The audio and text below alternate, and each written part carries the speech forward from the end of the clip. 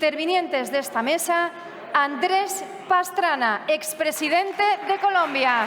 Bienvenido, gracias.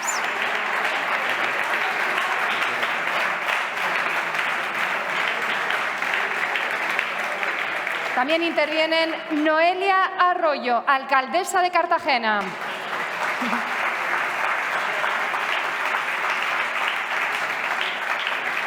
Y, por supuesto, modera el presidente de la región de Murcia, Fernando López Miras.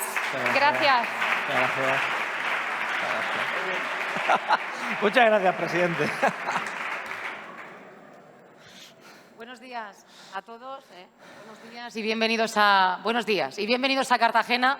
Querido presidente Pablo Casado, muchísimas gracias por demostrar que el gran partido que es el Partido Popular quiere gobernar contigo en España y para todos los españoles. Y por eso esta convención también se realiza descentralizada en nuestra tierra, en Cartagena, en nuestra región, donde somos sin duda un ejemplo de libertad económica y de defensa de nuestras libertades que se manifiestan, ¿no?, a diario y de las que nos sentimos todos muy beneficiados y muy orgullosos, ¿no?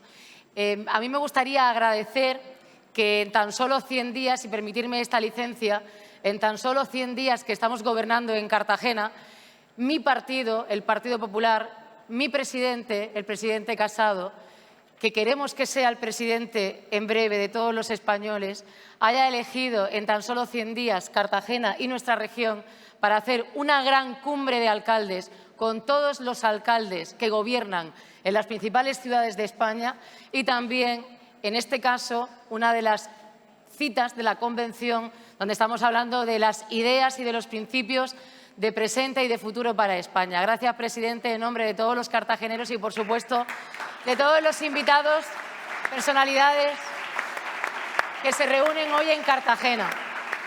Bueno, ayer tuve la oportunidad, presidente Casado, de cuidar de tus invitados, del presidente Calderón, del presidente Pastrana, de su mujer Nora, excelente, y de enseñarle un poquito Cartagena, charlar con ellos y aprender muchísimo en muy poco tiempo, ¿no?, de ese modelo de gestión y ese modelo político basado en la libertad que queremos también tener en España y que necesitamos. Una conferencia o una conversación que vamos a mantener ahora, donde vamos a profundizar en la idea de que no hay bienestar sin seguridad y sin libertad y de la que tanto podemos aprender del presidente Pastrana, ¿no?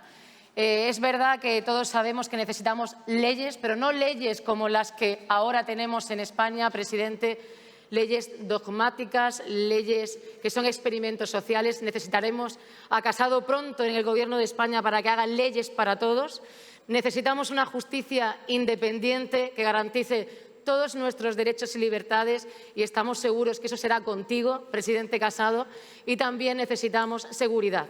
Seguridad en nuestras fronteras, seguridad, como bien decíamos, para defender derechos fundamentales como el de la vivienda cuando tenemos la ocupación y esos casos puntuales que nos afectan a todos. Pero, sin duda, de los que podemos aprender hoy muchísimo es de nuestros invitados, de tus invitados que se dan cita en esta convención. Yo, por introducir esta conversación, diré que el presidente López Miras es ejemplo en España de los gobiernos de libertad económica y de los gobiernos que defienden nuestros derechos y libertades y que además ya está reconocido así, no solo en nuestra región, sino en el resto del país y sin duda nos podrá profundizar en esas ideas. Y agradecer al presidente Pastrana su lucha decidida, cómo se encontró un Estado fallido y puso un país en marcha, que sin duda nos lo va a contar en los próximos minutos. Así que bienvenidos, le cedo la palabra al presidente López Miras y posteriormente al presidente Pastrana. Muchas gracias.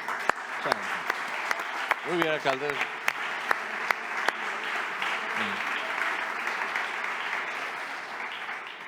Muchas gracias, querida alcaldesa, presidente Pastrana. Querido presidente Casado, querido presidente del Partido Popular, querido secretario general, presidente Calderón, a todos los miembros de la Dirección Nacional y a todos aquellos que hoy nos acompañáis. Permíteme, en primer lugar, presidente, que te reconozca y te agradezca esta convención que has organizado a nivel nacional. Creo que era una convención necesaria. Hemos podido demostrar a toda España que el Partido Popular tiene proyecto, que tienes proyecto, que es necesario que llegues lo antes posible a la presidencia del Gobierno de todos los españoles para ponerlo en marcha, porque la situación a la que nos ha abocado Sánchez ya está en tiempo de descuento. Y además, y algo que a mí me gustaría destacar, ha sido reconocido por toda la sociedad como un verdadero líder social. Esto es importante. No se puede ser presidente de un país si no eres reconocido socialmente como un líder. No podemos tener a un presidente del Gobierno, como es el señor Sánchez, que no tiene ningún tipo de apoyo social, ni una sola organización, ni una sola institución que represente a ningún colectivo, ya sea empresarial o ya sea social, es capaz de decir del presidente Sánchez la mitad o una décima parte de lo que grandes líderes y representantes de la sociedad han dicho del presidente Casado durante estos 5 días. Por lo tanto, se ha puesto de manifiesto que, además de un gran líder político, tenemos al mejor líder social posible, y eso es lo que necesitan los españoles. Creo que esto es importante y te quiero dar las gracias no solo por la iniciativa, presidente, sino porque hayas decidido que antes de desplazarnos todo el fin de semana a la clausura de la convención, terminase esta convención itinerante en la mejor tierra del mundo. Creo que es un acierto. Sé que esto tiene que ver porque en el día a día de tu gestión política siempre tienes presente a la región de Murcia y también de forma decidida a que el secretario general, Teodoro García Egea, sea uno de los más firmes defensores de la región. Como yo siempre digo, el murciano más importante desde Florida Blanca, y que esté siempre a tu lado, que esté ayudándote, por supuesto, a dirigir la estrategia del partido y a definir lo que tenemos que hacer cuando lleguemos al Gobierno de España, que estoy convencido que será muy pronto. Muy pronto.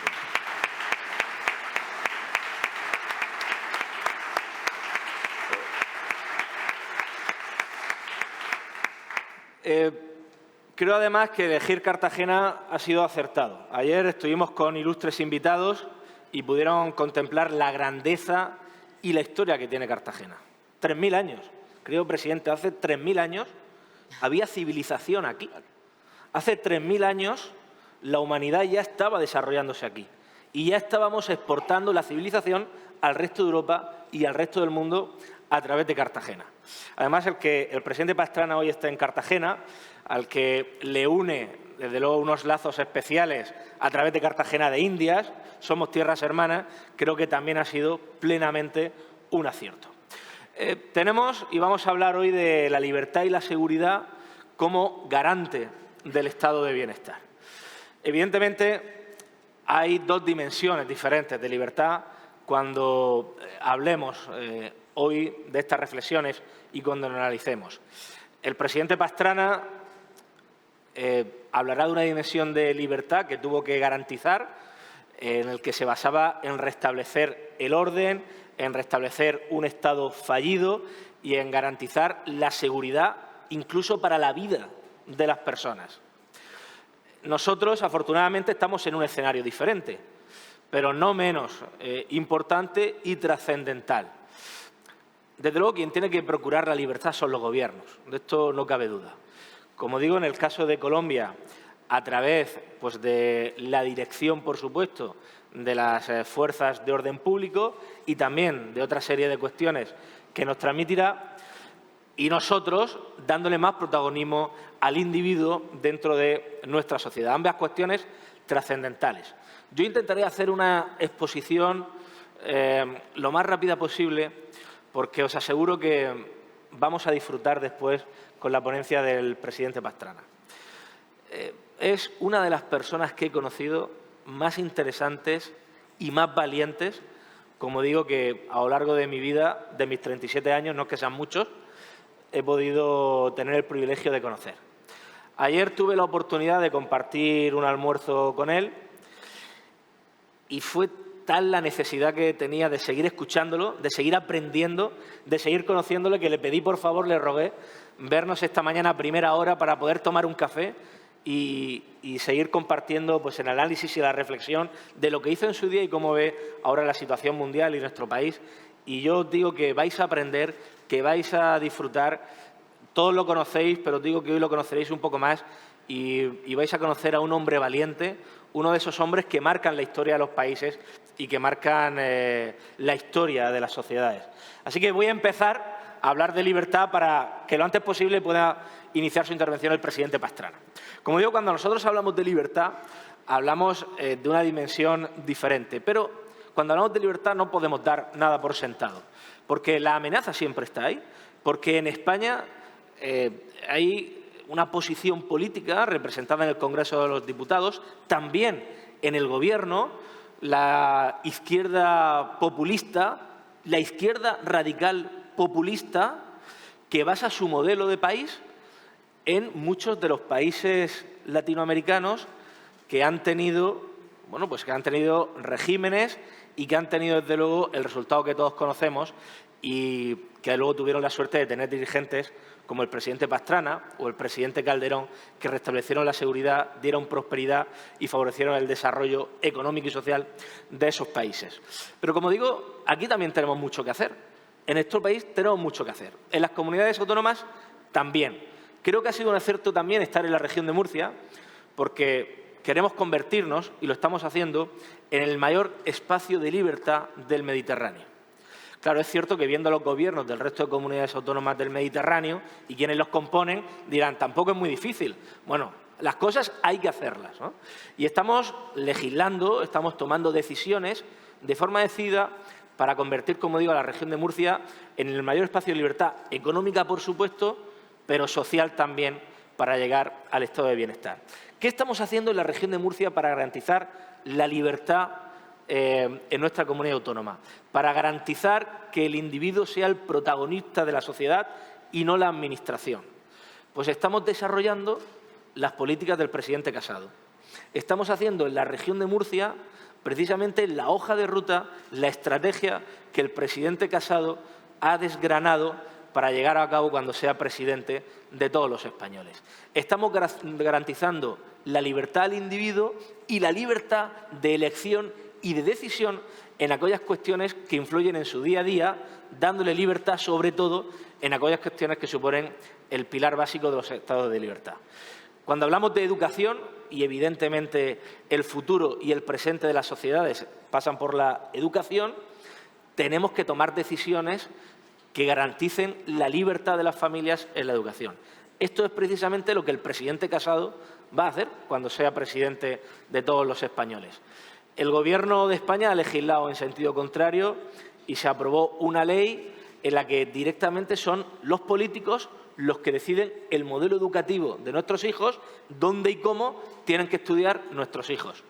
En la región de Murcia, utilizando estrictamente la ley, escrupulosamente la ley, hemos conseguido garantizar la libertad de todas las familias. De tal manera que a través del decreto de admisión y otros cuantos desarrollos normativos y legislativos, podemos decir que para este curso, 2021-2022, el 95% de las familias de la región de Murcia han decidido cuál es el modelo educativo de sus hijos, a qué colegio o a qué instituto iban sus hijos. No lo ha decidido el político de turno y tampoco ha dependido del código postal de donde vivieran.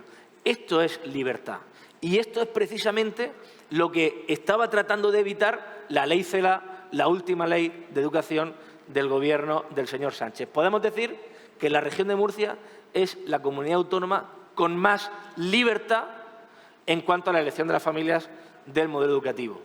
Tenemos que avanzar también en la libertad dentro de la sanidad. Evidentemente, el primer paso para que haya una concepción certera de libertad en la sanidad es que haya una sanidad universal y gratuita. Pero esto no basta con que lo ponga en la Constitución, esto no basta con que lo recoja nuestro ordenamiento jurídico. Estamos hablando de que las comunidades autónomas tenemos que garantizar que se administre la misma sanidad a todos los españoles por igual, a todos, estén en la comunidad autónoma que estén, que sea en tiempo y que sea en forma. No estaremos suministrando sanidad gratuita y universal si las listas de espera y las demoras son excesivas o si en todas las comunidades autónomas no hay los mismos servicios. Y esto solo se soluciona con recursos. La región de Murcia en proporción, es una de las comunidades autónomas que más recursos destina a sanidad, casi el 50% de nuestro presupuesto anual. Estamos garantizando también la libertad de los individuos para que puedan sus recursos económicos destinarlos a lo que ellos decidan. Y estamos aliviando la carga fiscal del 1,5 millón de hombres y mujeres que viven en la región de Murcia. Somos, presidente Pastrana, querida alcaldesa, una de las comunidades autónomas con menos carga fiscal, con más competitividad fiscal. Os voy a poner solo un ejemplo. Hace 3 años eliminamos el impuesto de sucesiones y donaciones. En 3 años los ciudadanos de la región de Murcia han ahorrado más de 1.000 millones de euros. Esto es libertad, porque que una persona que ha estado toda la vida trabajando, que tiene unos pequeños ahorros o una pequeña propiedad, no puede hacer con eso lo que quiera por la carga impositiva, no es ser libre. Que una persona no pueda dejar a su hijo lo que le dé la gana, que haya conseguido ahorrar durante su vida por los impuestos que tiene que pagar, no es ser libre. Por lo tanto, bajando impuestos también garantizamos la libertad. Y, por supuesto, facilitando también la inversión. Como decía, queremos convertirnos en una de las regiones, en el espacio de mayor libertad del Mediterráneo, y hemos también legislado para facilitar la inversión, pero como no quiero extenderme, eso lo dejaremos para otro episodio. Por lo tanto, las regiones, las gobernadas por el Partido Popular, están dando avances en libertad, están garantizando la libertad del ciudadano y están garantizando el mantenimiento del estado de bienestar, también a través de las políticas sociales, también destinando más recursos para usuarios de residencias, para nuestros mayores, para personas con discapacidad. Eso también es garantizar la libertad de ellos, porque se les dan las mismas oportunidades, y de sus familias también.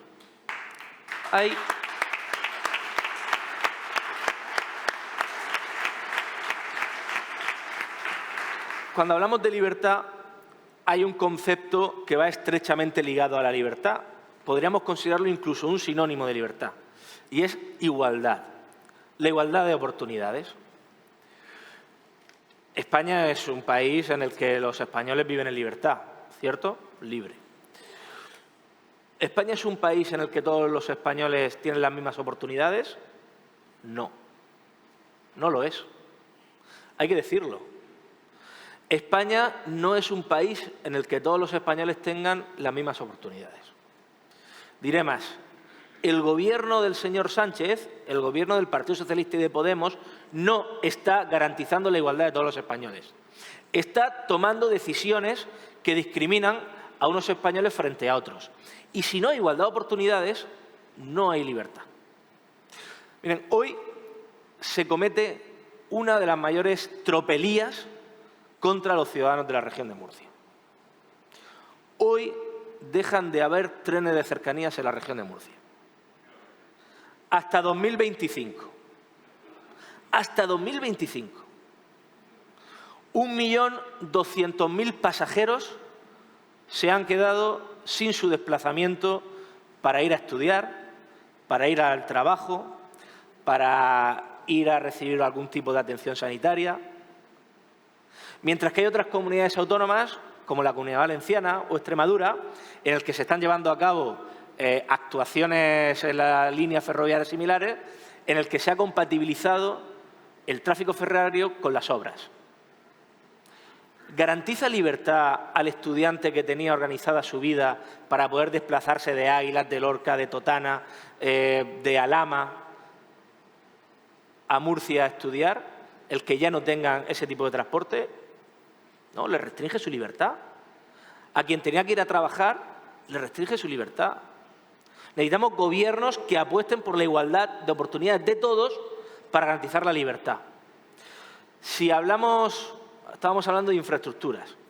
Si hablamos del estado de bienestar, el estado de bienestar se sostiene con recursos públicos, esencialmente con la financiación del Estado. El 75% de los recursos que sostienen la sanidad, la educación y las políticas sociales de la región de Murcia son del Estado, son las que envía el Gobierno. ¿Se nos trata igual a todos los españoles?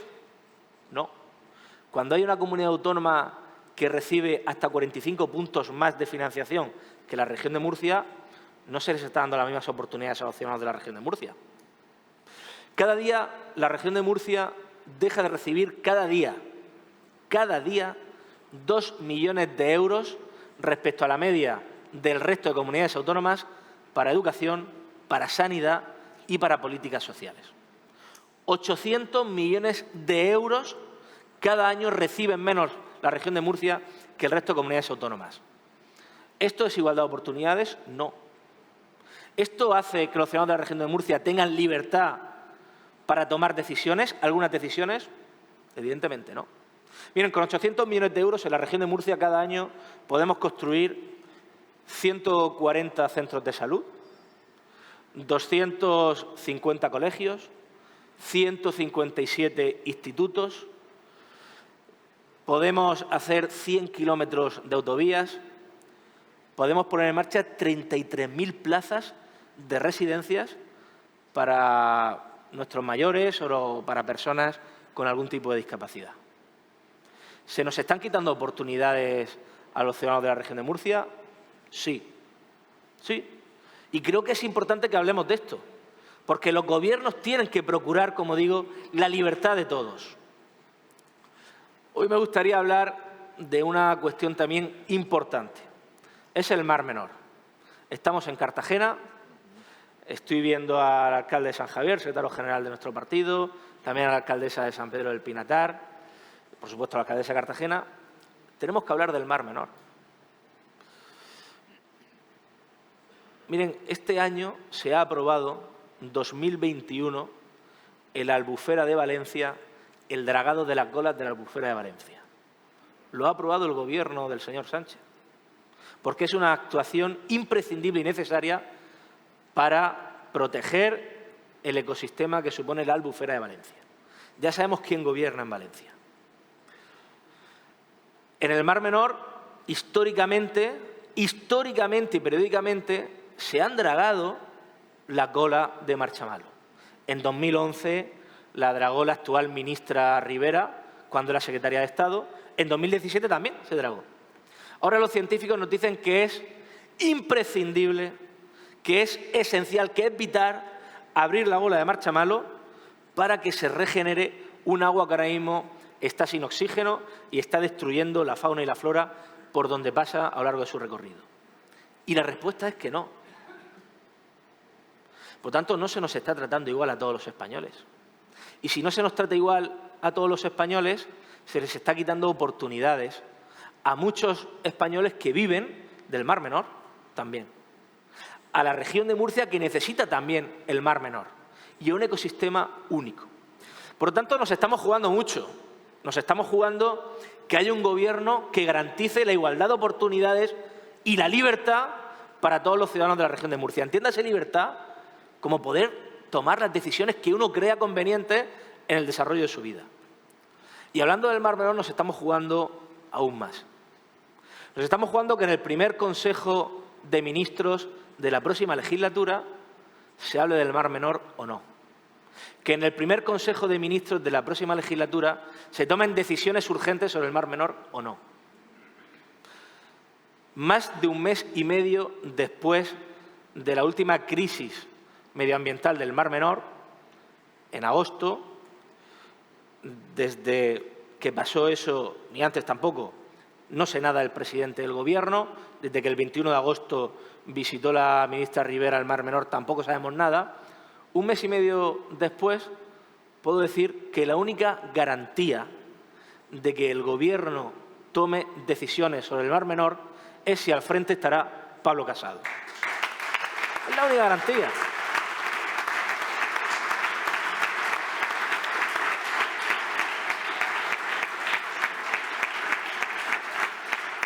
La única manera, la única forma de que en el primer Consejo de Ministros de la próxima legislatura se hable del Mar Menor y se tomen decisiones es si el presidente del Gobierno de España y quien preside ese Consejo de Ministros es Pablo Casado. La única garantía. Por lo tanto, nos estamos jugando mucho. Nos estamos jugando muchísimo. Nos estamos jugando de que haya de verdad un gobierno que apueste por la libertad. Yo voy a ir terminando, no me voy a extender más, pero esto es importante. No demos nada por sentado. Hoy en día no se está dando las mismas oportunidades a todos los españoles. No hay igualdad de oportunidades. Hay un gobierno que prioriza a unos españoles frente a otros. Hay un gobierno que incluso permite que algunas comunidades autónomas vulneren la ley y vulneren nuestra Constitución. Para que haya estado de bienestar tiene que haber libertad y tiene que haber seguridad. Y hoy podemos afirmar que si queremos que el estado de bienestar se refuerce y salga fortalecido en nuestro país, si queremos que todos los españoles sean iguales y si queremos que todas las comunidades autónomas sean tratadas por igual, la única solución se llama Partido Popular y Pablo Casado. Y no hay más.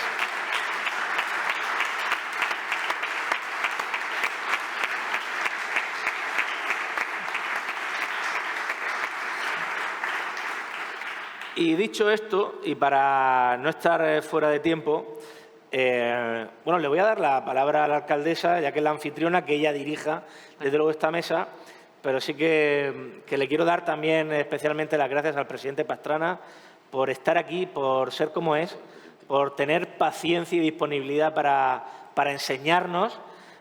Han sido 2 días que desde luego no voy a olvidar nunca y lo que sí que me gustaría, bueno, pues es poder seguir aprendiendo de usted y que hoy, pues toda España, a través de esta convención del Partido Popular en Cartagena, también pueda conocer a un hombre valiente, a un hombre libre, a un hombre que pasará a la historia de su país y del mundo porque luchó contra aquellos que querían ir en contra de la libertad.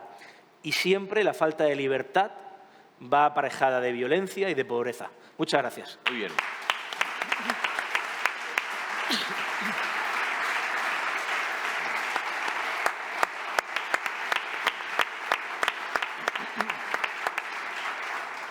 Pues volviendo a insistir en la idea principal, que es el esfuerzo que está haciendo nuestro presidente Casado con esta gran convención, desde hace meses escuchando a toda la sociedad para construir un proyecto de futuro para España y sin duda eso también es liderazgo, ¿no? Eso también es liderazgo, el estar escuchándonos a todos durante meses y que en estas 5 citas que se clausurarán este fin de semana se pueda presentar ese proyecto con Pablo Casado, que es el futuro, sin duda, para España y aprovechando también esas aportaciones de lo que ha pasado en otros países y parece que está muy lejano, pero las conexiones que puede llegar a tener, ¿no? Porque decíamos, presidente Pastrana, que estábamos deseando escucharle. Usted se encontró en su país un Estado de Derecho fallido y dejó un país en marcha, ¿no? ¿Cómo lo hizo y, sobre todo, qué conexiones ve con la situación que estamos viviendo actualmente en nuestro país y las aportaciones que nos pueda dar para nuestro modelo de gobierno y de gestión? Tiene la palabra el presidente Pastrana. Muchas gracias. Muchas gracias, querida alcaldesa Noelia Arroyo. Querido presidente y amigo Pablo Casado, gracias por invitarnos a estar aquí presentes en la convención del Partido Popular. Con Pablo, pues hace ya muchos años nos conocemos. Como él mismo ha dicho, es un gran amigo de mi hijo Santiago. Entonces, por lo tanto, ya no hablo más porque entonces vamos a descubrir cuántos años tenemos, ¿cierto? Entonces, ya mejor, como dice, del siglo pasado, ¿no, presidente Calderón? ¿Ah? Querido presidente Felipe Calderón, qué bueno también y qué honor poder compartir con usted hoy estas experiencias que ha querido el presidente Casado que podamos compartir con el Partido Popular.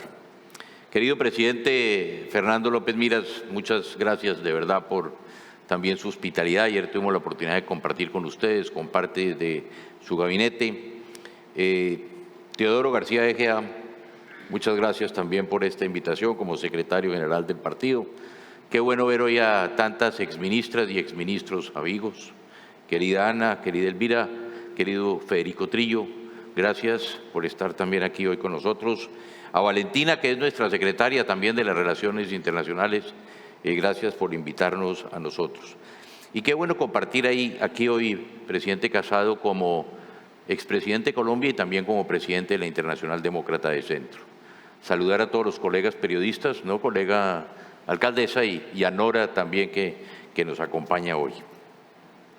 Qué bueno estar hoy aquí en Cartagena para ver de nuevo tantas caras amigas, para ver esta hermosísima ciudad que tuvimos oportunidad de recorrer ayer en compañía de la alcaldesa, de oír, como hemos oído ya al presidente Casado, al presidente Calderón, al presidente de Murcia, a nuestra alcaldesa, y de sentir una vez más, presidente, el afecto y el cariño del pueblo español hacia nosotros, como seguro comparte Felipe Calderón. Para mí hoy es un placer pues, disfrutar de la compañía de todos ustedes desde esta hermosa Cartagena, tan llena, alcaldesa, de historia, y en cuyo honor don Pedro de Heredia bautizó la ciudad más bella de Colombia como Cartagena de Indias. Aquí hay un cambio generacional, como dice con Felipe, porque Felipe usa el PowerPoint, yo uso todavía el papel y la escritura para tener algunas ideas, ¿cierto? Friedrich Hayek, uno de los más importantes pensadores del siglo XX, un abogado que ganó el premio Nobel de Economía sin haber hecho nunca estudios de pregrado en esta ciencia, definió la libertad como la ausencia de coacción. El ser humano es libre cuando nadie le impide escoger entre varias alternativas, salvo, claro, las naturales limitaciones que imponen la convivencia social y el respeto al derecho de los demás.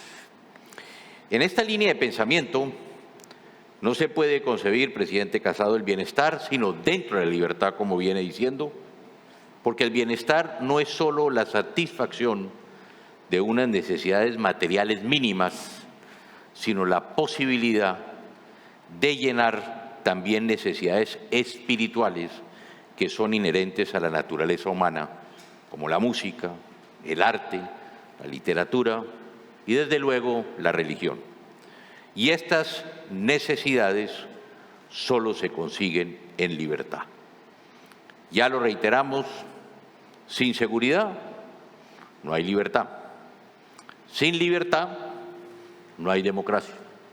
Y sin democracia no hay bienestar. Entonces, permítame hablar un poco de lo que estamos viviendo al otro lado del mar. En América Latina, ya desde hace varias décadas, tenemos un elemento perturbador de la política. Ese elemento se llama el narcotráfico. En mi país, en Colombia, en los últimos 40 o 50 años hemos vivido la violencia, desafortunadamente. Primero, en la década de los 40, de los 50, era una violencia política, cuando había confrontación entre los dos partidos tradicionales. Pero ya en los 80 entra este nuevo elemento perturbador que es el narcotráfico. Y es la violencia que hemos vivido en los últimos años. Mucha gente a veces se refería y le preguntaban a uno: en Colombia hay una guerra civil en Colombia. Y yo siempre, presidente Casado, dije: no, en Colombia hay una guerra contra la sociedad civil, que es totalmente distinta. El narcotráfico, como yo he venido reiterando, permeó precisamente la guerrilla. Hoy la guerrilla se financia del narcotráfico. Permeó a los paramilitares en mi país. Los paramilitares se financian con el narcotráfico. Permeó las instituciones, como también las ha permeado en México, que explicaba el presidente Calderón. Pero lo más grave es que permeó la política. Y tenemos que partir de una base, que el narcotráfico es el peor enemigo de la paz. ¿Qué pasó en Colombia? Especialmente mi secuestrador, Pablo Escobar, de la mano de los jefes del cartel de Medellín, los hermanos Ochoa, de los jefes del cartel de Cali, los hermanos Rodríguez Orejuela, que estuvieron presos precisamente, Pablo, aquí en Cádiz, y curiosamente no fueron extraditados a los Estados Unidos, sino que fueron extraditados a Colombia. Todavía nos hacemos esa pregunta. Los narcotraficantes solo le han tenido temor a una cosa, la extradición, porque entendían que si eran extraditados a los Estados Unidos, allá iban a pagar sus penas, cosa que no sucedía en Colombia, porque en Colombia la célebre frase que oyen ustedes hoy aquí todavía, que es cuando llegaban a los jueces y le decían plata o plomo, que le estamos viendo en todas estas series recientes. ¿Qué pasa entonces? Comienzan a presionar al gobierno y una manera de buscar la presión es cómo secuestramos políticos para poner la presión en el gobierno para que no nos extraditen a los Estados Unidos. Por eso en 1988, cuando yo estaba precisamente presentándome para ser el primer alcalde elegido por voto popular, Pablo Escobar me secuestra, para ponerle precisamente esa presión al gobierno, porque mi padre era jefe de la oposición, jefe del partido, de mi partido, el Partido Conservador, y era una manera de ponerle presión al gobierno, que era un gobierno de oposición. Había una cohabitación en ese momento en el país. Después de una semana, yo fui recuperado por la fuerza pública y los extraditables se dieron cuenta que ese no era el mecanismo para poder buscar acabar con la extradición en Colombia. Entonces, ¿qué hicieron? En Colombia, en el año 1990, con la llegada del presidente César Gaviria, se propone en el país una reforma a nuestra Constitución. La Constitución de Colombia venía de 1886 y tristemente se busca hacer una constituyente para reformarla. En este caso, creo yo, Pablo, que no hubiera sido necesario, sino simplemente haber hecho unos ajustes. Entonces, los extraditables, en esa constituyente que se celebra en el año 91, ¿qué buscan? Tumbar la extradición de la Constitución. Según todas las informaciones que hay, compran a buena parte de esa constituyente y cae la extradición de la Constitución. Mi padre, que era constituyente, cuando empiezan a filtrarse estas informaciones, se retira de la constituyente. ¿Qué traía eso consigo? Que todos los narcotraficantes, Pablo Escobar, los hermanos Ochoa, los jefes del cartel de Cali, del norte del Cali, ya no podían ser juzgados por delitos cometidos antes del año 91, por lo tanto estaba garantizada su estadía en nuestro país. Pero ¿qué pasa aquí? ¿Qué es lo más grave? Caída la Constitución, de la Constitución la extradición, yo me lanzo como candidato presidencial en 1994 y en 1994, días antes de la segunda vuelta presidencial, llega a mí la información, presidente Casado, de que el narcotráfico había financiado la campaña de mi adversario, Ernesto Samper Pizarro. Se había financiado, en ese momento lo creí yo, presidente, que eran 5 millones de dólares, hoy ya se han descubierto que fueron 15 millones de dólares del año 94. Inclusive un paisano del presidente Calderón en el juicio celebrado en Nueva York, el Chapo Guzmán, dijo que había aportado a la campaña de Ernesto Samper $500.000 de esa época. Y se comprueba entonces lo más triste y el hecho más lamentable para la democracia colombiana, que el narcotráfico en cabeza de Ernesto Samper Pizarro se compró la presidencia de Colombia. Ese es el hecho más lamentable, pero es el más significativo de lo que ha venido sucediendo y viene sucediendo precisamente en nuestro país y en buena parte de la región. Entonces miremos ahora, dentro de este contexto histórico, cuál es la Colombia que yo recibo en 1998. Esa era una Colombia que estaba afanosa por la búsqueda de la paz, estaba afanosa por recuperación del empleo, de la justicia social que usted viene diciendo. Y como decía usted, alcaldesa, Colombia para la comunidad internacional era un Estado fallido, no era viable.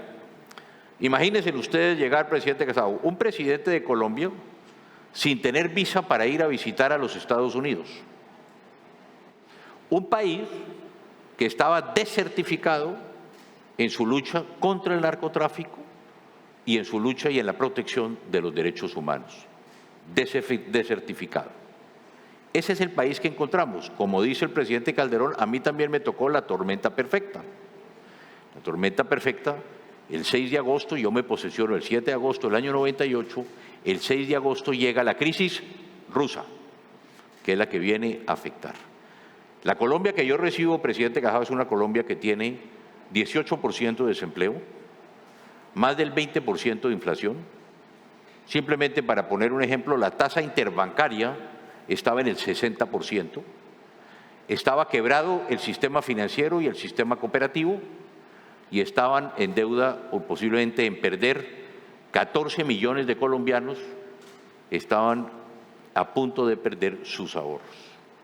Nos toca entonces buscar todos los mecanismos para recuperar la economía, para salvar el sector financiero, y al final de mi gobierno terminamos siendo un país con un dígito en inflación, bajamos 25 puntos nominales las tasas de interés, dejamos un desempleo del 15%, inflación de un dígito y, algo muy importante, una tasa de cambio revaluada, que fue muy importante también para nosotros, y un país que había decrecido del 4.5, en el último año de gobierno llegamos al 4.5 de crecimiento.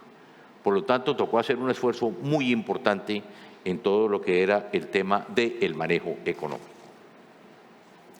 Pero miremos entonces qué pasa o qué pasaba en Colombia en este momento en la lucha contra el narcotráfico, que ha sido el karma de Colombia, ha sido el karma de México y creo que es el karma de muchos países hoy en día. En 1988, cuando yo llego a la presidencia, alcaldesa, había 180.000 hectáreas de cocaína sembrada en Colombia. Yo le digo al presidente Clinton en su momento, en un gesto en que quiso demostrar que cambiaba la política con Colombia, me invita, antes de ser presidente, como presidente electo, a la Casa Blanca a dialogar con él, en un hecho que no tenía precedentes, porque los presidentes de Estados Unidos no reciben presidentes electos, sino simplemente presidentes. Y en esa reunión me invita a visita de Estado, que solo hacía 4 al año en los Estados Unidos. Entonces yo le digo al presidente Clinton, aquí tenemos que hacer un plan al estilo del Plan Marshall, que lo vamos a llamar el Plan Colombia, y es cómo y de qué forma vamos a combatir el narcotráfico a través de este Plan Colombia. Y yo basé esto a tesis en la denominada tesis de la corresponsabilidad. Yo le dije al presidente Clinton, yo, presidente, mi país produce el 80% de la cocaína del mundo. Nosotros somos los mayores productores de cocaína, pero ustedes son los mayores consumidores. Usted es un país rico y yo soy un país pobre. Usted va a poner dinero y yo voy a poner dinero. Y vamos a invitar a Europa a que aporte también en el tema social. Y creamos el Plan Colombia, que es lo que sacó a Colombia de ser un país fallido, en que estaba basado en 4 temas fundamentales. Lo primero era el fortalecimiento de nuestras Fuerzas Armadas y de Policía. Seguridad, para que haya libertad. Simplemente para poner unos ejemplos, yo tenía 10.000 soldados profesionales cuando llegué al gobierno y dejamos 110.000 soldados profesionales. Los dejamos además con prestaciones, con seguridad social y con sus pensiones, porque eran al final paramilitares, porque no tenían ninguna cuestión legal que respaldar. Fortalecimos nuestra Fuerza Aérea con helicópteros de combate, con helicópteros de transporte. Pasamos a tener, reitero, las mayores brigadas fluviales, que es por donde salía la droga.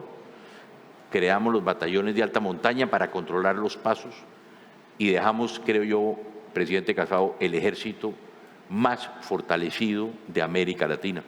230.000 hombres en nuestras fuerzas militares dejamos nosotros en este momento, más todo lo que es la policía, que es nacional en Colombia. Así lo han reconocido las fuerzas militares, que nunca se había dejado tan fortalecido nuestras Fuerzas Armadas como en mi gobierno, lo que le permitió a mi sucesor, que afortunadamente continuó con el Plan Colombia, precisamente desarrollar lo que él denominó, el presidente Uribe, la seguridad democrática. El segundo aspecto que era fundamental era inversión social. Nada hacemos nosotros erradicando la droga si no tenemos nosotros cómo y de qué forma invertir en esos campesinos que hoy en día están cultivando porque no tienen otro modo de sobrevivir. Entonces había que hacer inversión social en acueductos, alcantarillados, en carreteras, en infraestructura y en pensar desarrollo alternativo. ¿Qué puede producir algo que sea semejante a lo que produce la coca? A mí me llamaba la atención que cuando uno hablaba con los campesinos lo que le decían a uno es: presidente, yo no quiero estar en ilegalidad. Yo produzco 1 kilo de coca, ese kilo de coca en Colombia se lo pagan a $1.000 y ese mismo kilo de coca en las calles de Europa vale, creo que son 80.000 euros. Por lo tanto, ellos no tenían las utilidades. $30.000 en los Estados Unidos. Y decían: presidente, yo con 4 o 3 millones vivo un mes, 2 meses y el resto, ¿qué va a pasar? Entonces creamos el desarrollo alternativo y estudiamos, como gobernante dije, ¿qué país del mundo ha tenido el mismo problema que Colombia? Y descubrimos Malasia. Malasia en los 50 tuvo un problema de guerrilla profundo. ¿Y qué hicieron? Desarrollaron la palma africana. Colombia está a 2 horas de Estados Unidos, Malasia está a 14 horas de los Estados Unidos. ¿Por qué no buscamos? Colombia tiene el terreno, el clima. Nosotros estábamos sembrando 150.000 hectáreas de palma y pasamos y teníamos la posibilidad de sembrar 2,5 millones de hectáreas. Ahí hay un tema de desarrollo alternativo donde invertimos los recursos. Tercero, ¿por qué no pensamos también en temas como el cacao? El cacao hoy en día es posiblemente uno de los productos agrícolas más costosos y el cacao colombiano es uno de los mejores del mundo. Ahí hay otro tema de desarrollo alternativo. El tercer elemento que teníamos que buscar aquí era fortalecimiento de la justicia. Sin justicia no hay Estado. Y por eso nosotros necesitamos, y lo que hicimos en ese momento fue fortalecer como correspondía todo lo que era la institución de la Fiscalía para que hubiera la justicia necesaria en nuestro país. Y por último, la lucha contra el narcotráfico la hacemos ¿cómo? Con erradicación. Y la erradicación era fumigación. Aquí se ha discutido que si el glifosato que utilizamos nosotros en la erradicación de la droga, que si es cancerígeno, que si no es cancerígeno. El glifosato se utiliza en más de 120 productos agrícolas. Las flores, por ejemplo, en Colombia usan glifosato y muchas es un matamalezas. Entonces, ¿qué pasó? Con el presidente Clinton nos comprometimos y nosotros entre el año 2000, que creamos el Plan Colombia, presidente Casado, logramos que un presidente que no tenía visa y un país desertificado, los americanos nos dieron $7.5 billones en 2 años y pasamos a ser el tercer receptor de ayuda americana después de Egipto y de Israel, cuando veníamos de ser un país desertificado. Con la erradicación, que es la fumigación, nosotros pasamos en 2 años de 90.000 hectáreas, de 180.000 a 90.000 hectáreas.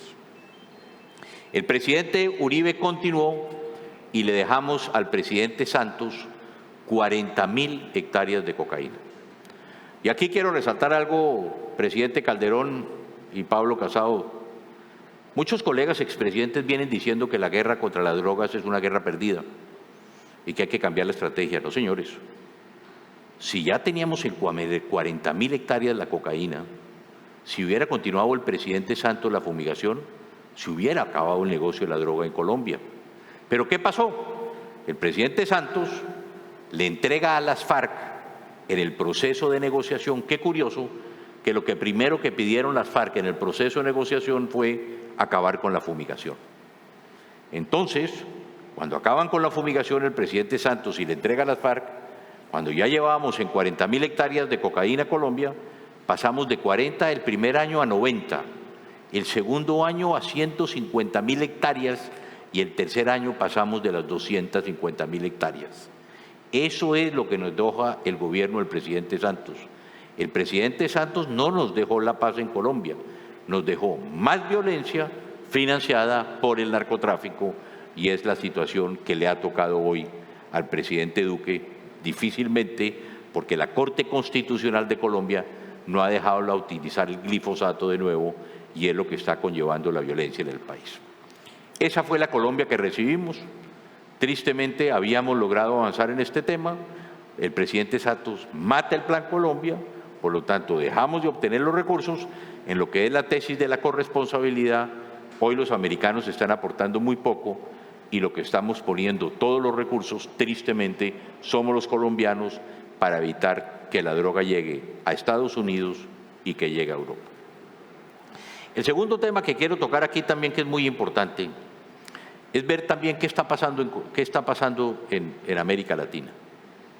Y creo que es bueno traerlo aquí. Queridos amigos del Partido Popular, y como presidente de la Internacional tengo que decirlo, nosotros los partidos de la centro-derecha actuamos de forma independiente. No estamos actuando de forma unificada frente a los temas nacionales y mundiales. Y digo esto porque en el caso de América Latina ha existido algo que se llama el Foro de Sao Paulo, que ha sido la izquierda latinoamericana, reunida desde hace muchísimos años, hoy en día convertida en lo que se denomina el Grupo de Puebla, que es de la mano de la Internacional Progresista, como están tratando de intervenir en América Latina y en Europa. En Europa es en España. ¿Cuál es la diferencia? Nosotros no estamos actuando de forma unificada. Mire lo que está pasando, y me ha tocado vivirlo a mí personalmente. Vamos al Perú, y en el Perú primero tenemos 4 candidatos de la centroderecha. La izquierda se mete de por medio. ¿Qué está pasando en Colombia? En Colombia creo que, me corrige aquí el senador Barguil, creo que en este momento tenemos, déjame ver que tenía aquí apuntado, creo que en la centroderecha tenemos 21 candidatos hoy en Colombia, Pablo, 21 candidatos hoy, que tenemos que llegar a un candidato. ¿Y qué está pasando? Que hoy en día lo que estamos viendo es que vienen por la joya de la corona, si nos descuidamos, que es Colombia, porque hay 4 elecciones fundamentales en el próximo año: Chile, Brasil, Colombia y Honduras. Por lo tanto, si perdemos estos países, es muy difícil recuperar para la región de nuevo la posición que actualmente tenemos. Por eso la importancia de nosotros unirnos, unificarnos en ese propósito, consolidarnos, estar trabajando más de la mano nosotros como partidos de centros y de centro derecha, para evitar precisamente que ese socialismo del siglo XXI llegue a nuestra región, como quieren ellos tomarse de nuevo la región. Ahí yo creo que hay un elemento muy importante. Y por último, quiero resaltar algo aquí, presidente Casado, que precisamente hace 2 días tuvimos un foro con el presidente Duque y con el secretario de la OEA. Yo creo que el golpe más duro que le hemos dado los partidos de la centro y la centro derecha, que no se ha hecho mucha publicidad, al socialismo del siglo XXI, fue la opinión consultiva que elevamos nosotros, Colombia, ante la Corte Interamericana de Derechos Humanos, sobre si la reelección es un derecho humano. El presidente Evo Morales de Bolivia y todos estos dictadores de América Latina o narcodictadores venían sosteniendo que, a pesar de que las constituciones le prohibían la reelección, al ser precisamente un derecho humano, ellos podían reelegirse de forma indefinida. Y resulta que la opinión consultiva de hace un mes de la Corte Interamericana, que elevamos con el presidente Duque, porque Colombia había sido país garante del plebiscito que se había celebrado en Bolivia para evitar la reelección, pedimos la opinión consultiva, presidente Casado, y nos dieron la razón. Es decir, hoy no se puede reelegir de forma indefinida los presidentes en América Latina. Ese es el golpe más duro y más grande que se le ha dado. Hoy, después de la Carta Democrática que existe en nuestro país y que cumple 20 años, o estamos cumpliendo ya 20 años, creo que eso ha sido el elemento más importante. Hay un enemigo común, reitero, aquí lo están viendo ustedes, y yo creo que en esto, presidente, ustedes tienen que buscar, porque ¿qué está sucediendo? El narcotráfico es el gran financiador hoy de estas narcodemocracias. Mire lo que está sucediendo. ¿Quién financia al señor Maduro? El narcotráfico. El cartel de los soles, no solamente Maduro le está dando cobijo a las FARC, al Ejército de Liberación Nacional, sino al cartel de los soles, que es el mayor cartel de la droga de la mano de la FARC en el mundo, que es precisamente Venezuela, que está financiando ¿a quién? Yo creo que es importante. Aquí veo que el otro día no se posesionó el embajador del Ecuador porque hizo la denuncia de cómo y de qué forma se financió Podemos, y cómo y de qué forma vino la plata de Bolivia, y cómo de qué forma vino la plata y los dineros del Ecuador, y están llegando de Venezuela. ¿Hay transparencia en esos recursos aquí en España? Yo creo que lo importante es eso, presidente, que Podemos tiene que salir a contar la verdad de cómo y de qué forma se han financiado buena parte de sus líderes. ¿De dónde han salido esos recursos?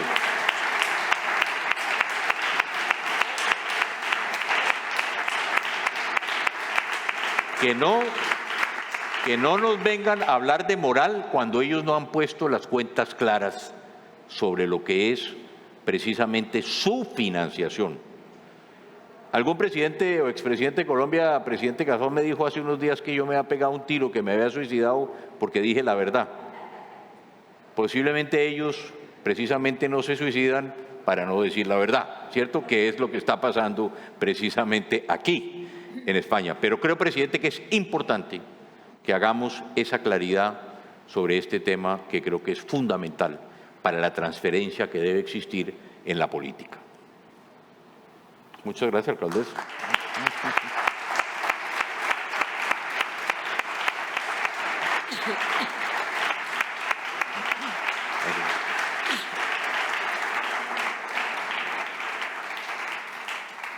Así vamos a finalizar, Sí, presidente. Si vamos a finalizar, déjeme, presidente Casado, si puedo, para afinar una cosa, alcaldesa, que yo siempre, cuando estoy con jóvenes y cuando estamos con los nuevos líderes, y aquí como tenemos a toda esta gente joven gobernando, presidente Calderón, ya nosotros, yo hablo de las 4C, presidente Casado, sobre el nuevo liderazgo en nuestros jóvenes.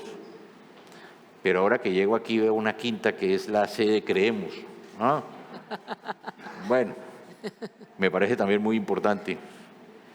Yo siempre le digo a los jóvenes, y puedo dejar este último discurso muy rápidamente, presidente Casado, para no quitarles más tiempo, que yo creo que los jóvenes tenemos las 4 Cs. ¿De qué hablo yo? De las 4 Cs del liderazgo. El primero, que yo creo que la más importante, coraje. Y hablo que estos son para líderes del sector privado como el sector público. Hay que tener coraje.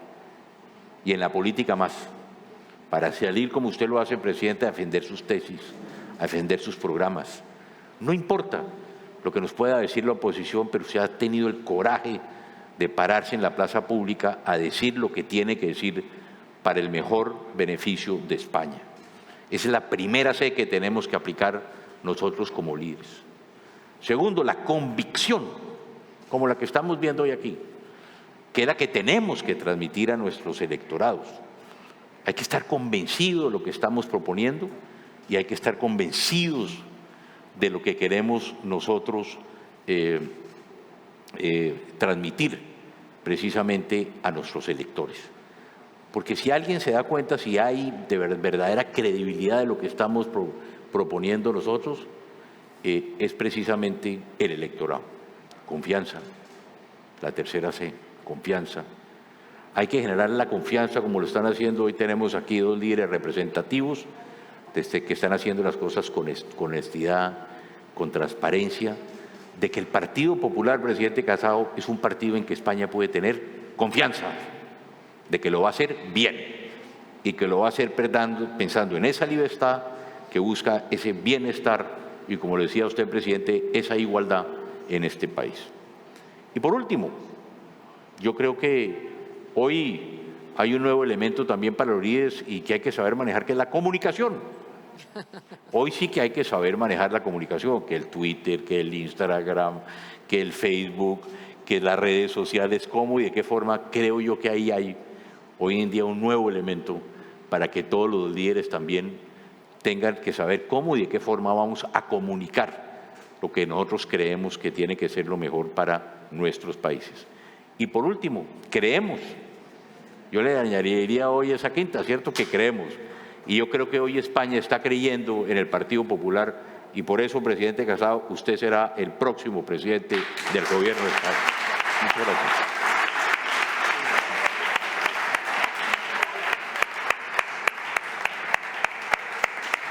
A ver.